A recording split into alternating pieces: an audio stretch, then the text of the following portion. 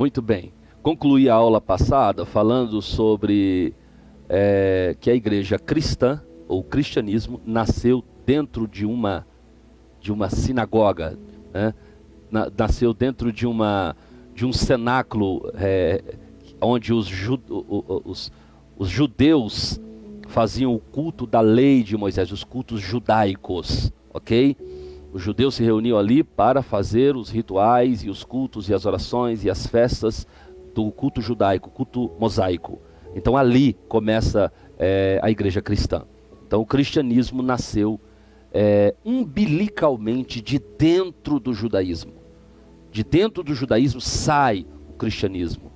Às vezes eu vejo pessoas dizer, fulano estava numa igreja e saiu e abriu outra, é um rebelde. Ok, existem casos e casos, né?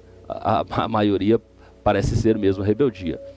Mas certo é que todos os grandes movimentos do cristianismo sempre foram descendendo um de dentro do outro. O próprio protestantismo nasceu por conta de uma discordância importante, já falo disso nessa aula, de uma discordância importante de um doutor da Igreja Católica Apostólica Romana, ok?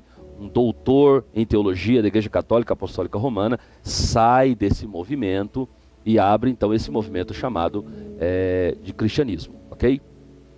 Quando se deu efetivamente a inauguração da igreja, então a gente para isso precisa ir lá em Atos dos Apóstolos, no capítulo de número 1, Jesus está falando com seus discípulos acerca das coisas que vão acontecer, e é muito importante que a gente leia esse texto, Atos 1, o primeiro versículo de número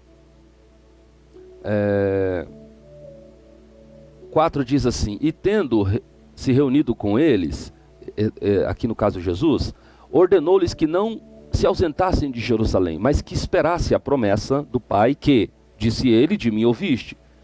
Porque João verdadeiramente batizou com água, mas vós sereis batizados com o Espírito Santo dentro de poucos dias. Portanto, aqueles que haviam se reunido perguntaram nesse momento para Jesus, olha a ideia errada de quem era o Cristo: Senhor, é nesse tempo também que o Senhor restaurarás o reino a Israel? E Jesus logo corta e diz: não, pessoal, uma coisa é uma coisa, outra coisa é outra coisa. Nós estamos tratando exclusivamente da igreja, dessa agência que propagará o meu nome, a minha doutrina e as minhas boas novas para as pessoas. Aí ele diz assim: não vos compete saber o tempo, nem as estações que o Pai já estabeleceu pelo seu próprio decreto, ou pelo seu próprio poder, mas recebereis a virtude do Espírito Santo, que há de vir sobre vós, e ser-me-eis testemunhas, tanto em Jerusalém, toda a Judeia, Samaria, confins da terra. O que Jesus está querendo dizer? O evangelho que vocês vão pregar não é algo que está na bandeira de nacionalidade, é algo que transcende. Começa por Jerusalém, toda a Judeia, Samaria, confins da terra. Não tem nação, não tem impérios, não tem nada. O evangelho é algo que vai entrar em todo o território mundial, independente das questões políticas, independente dos reinos, independente dos impérios, independente das ideologias político-partidárias. O evangelho ele terá uma abrangência absurda no mundo inteiro. O evangelho não está subordinado a algo estatal, nem a algo dogmático apenas, nem a algo filosófico, ideológico apenas. O evangelho ele vai transcender a tudo isso, vai penetrar em todas as partes do mundo. Então esse era o propósito. Os discípulos a princípio não entenderam, acharam que era uma coisa estatal. Não era mais um judaísmo. O cristianismo, diferentemente do judaísmo, era algo que transcendia a cultura a que ele estava inserido.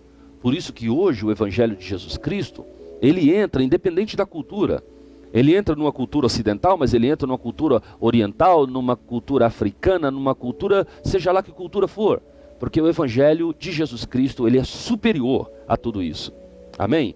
Então, a inauguração propriamente dita foi em Atos dos Apóstolos, capítulo de número 2.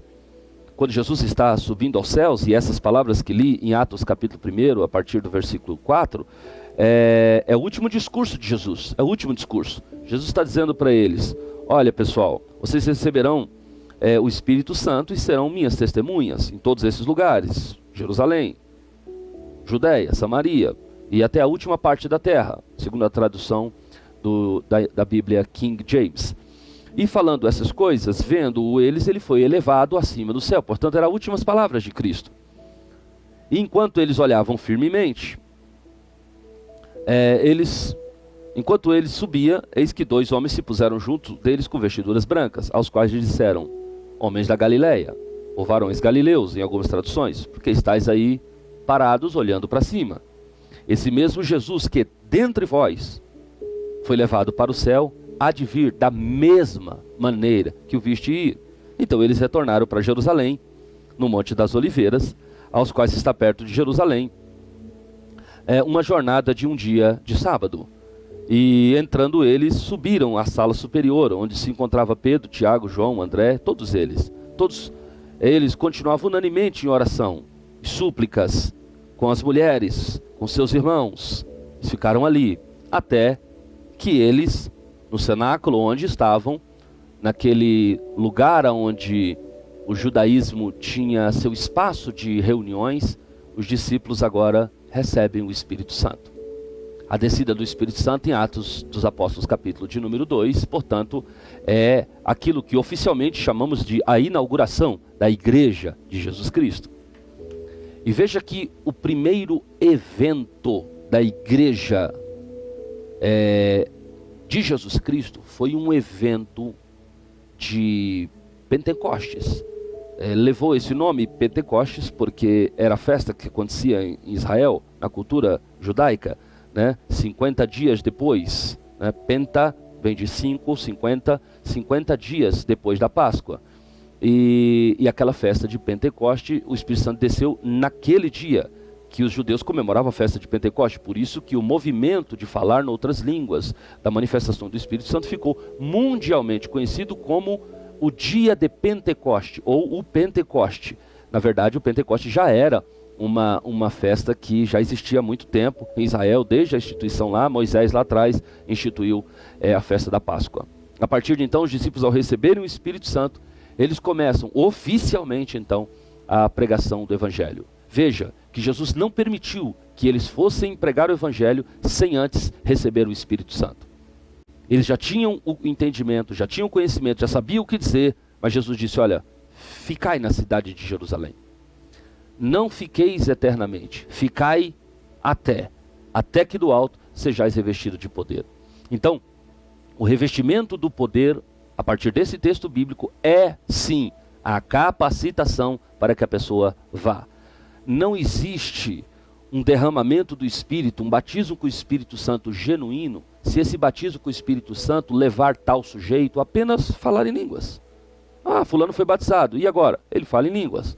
Ora, qual o sentido real do recebimento, do revestimento do Espírito, do batismo com o Espírito Santo? O batismo com o Espírito Santo, portanto, é, 2 pontos, a capacidade para ir. Ir aonde? Pregar o Evangelho, começando por Jerusalém, Samaria, toda a Judéia, confins da terra. Então, quando nós somos batizados com o Espírito Santo, nós recebemos a unção para ir. Essa unção veio junto com a descida do Espírito Santo, ok? As igrejas que não valorizam a manifestação do batismo com o Espírito Santo como o agente capacitador que nos leva a evangelizar, têm mostrado com o seu pífio crescimento o quanto é importante o batismo com o Espírito Santo e o falar em outras línguas. Quando nós valorizamos o Espírito Santo e o batismo com o Espírito Santo, Deus com toda certeza nos enche de graça, de unção e de autoridade para ir buscar as almas que estão aí. Na próxima aula, nós falaremos agora sobre o chamado cristianismo histórico. Vamos dar um salto ali da igreja primitiva e vamos falar um pouquinho sobre o cristianismo histórico, até chegar no ano de 312 em Constantino. Será, portanto, o tema da nossa próxima aula em História das Religiões 1. Eu te espero daqui a pouquinho. Deus abençoe a sua vida.